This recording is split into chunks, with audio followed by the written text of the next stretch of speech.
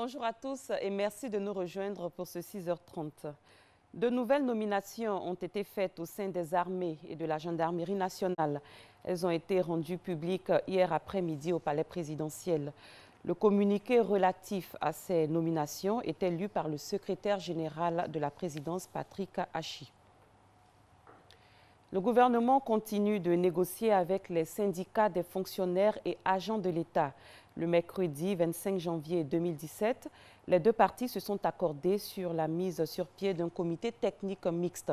Il a pour rôle d'harmoniser les montants et le nombre de fonctionnaires devant bénéficier des points de bonification indiciaire sur leur salaire. Dans le domaine de la sécurité, le 4e salon international sur la défense et la sécurité, Shield Africa, a refermé ses portes hier.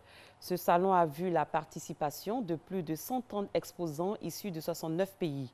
Ils se sont attelés à faire des propositions pour plus de stabilité sur le continent. Abou Sanogo. Ouvert le lundi 23 janvier dernier, le 4e Salon international sur la défense et la sécurité Shield Africa 2017 a fermé ce jeudi 26 janvier à l'École nationale de police. 135 exposants venus de plusieurs pays d'Afrique, d'Amérique, d'Europe et d'Asie ont pris une part active à ce salon devenu le premier événement de défense et de sécurité sur le continent africain. Le salon a été un succès, un grand succès. Je voudrais déjà remercier le gouvernement ivoirien pour le soutien. La Côte d'Ivoire a vraiment été à la hauteur des ambitions de cette grande rencontre. Shield Africa a permis aux professionnels de la sécurité, publique et privée, de rencontrer des industriels en vue de proposer des solutions de sécurité pour l'amélioration de la stabilité sur le continent africain. Un grand bravo à l'organisation, un grand bravo aux gens qui se sont impliqués, aussi à la sécurité du salon, tout a été parfait. C'est une grande réussite, on a rencontré des délégations importantes, variées, la qualité du salon est quand même remarquable et on est vraiment ravis. Une belle édition, ça prouve aussi l'intérêt de tous les fournisseurs pour la République de Côte d'Ivoire et son marché des forces de défense et de sécurité. Pour notre première participation sur ce salon, on est pleinement satisfait des retours que nous avons eus. Nous avons eu de très très bons contacts, nous avons reçu la visite de nombreux clients potentiels. Nous sommes satisfaits parce qu'elle était en développement, cet salon. Il y a maintenant cette édition, plus personne, plus compagnie.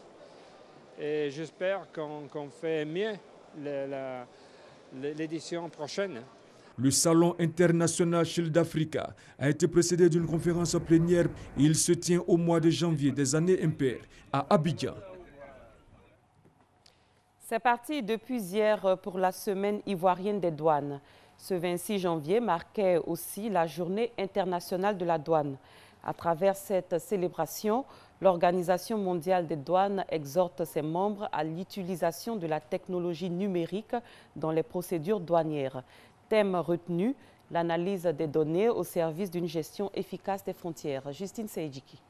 Une administration douanière performante, c'est celle dans laquelle les tâches et les procédures douanières sont exécutées avec célérité, un terme qui rime avec les nouvelles technologies de l'information et de la communication. Et en la matière, la douane ivoirienne est une référence dans la sous-région.